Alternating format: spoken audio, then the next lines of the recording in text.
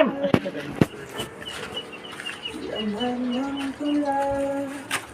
Lagi na.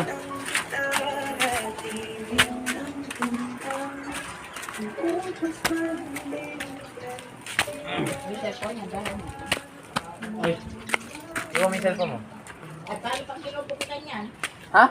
Hindi maglilikot yun. Iwan mo na yung cellphone, Rem. Baka makalimutan mo lang.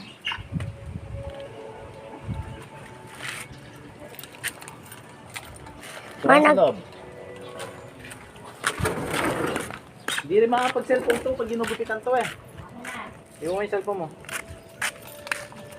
Ma-video mama. Ah, magbibidyo siya. Huwag mong bibitawan yan. Mawawala yan, loko. Iwan na, Rem. Mawala pa yan. Wala kang gagamitin.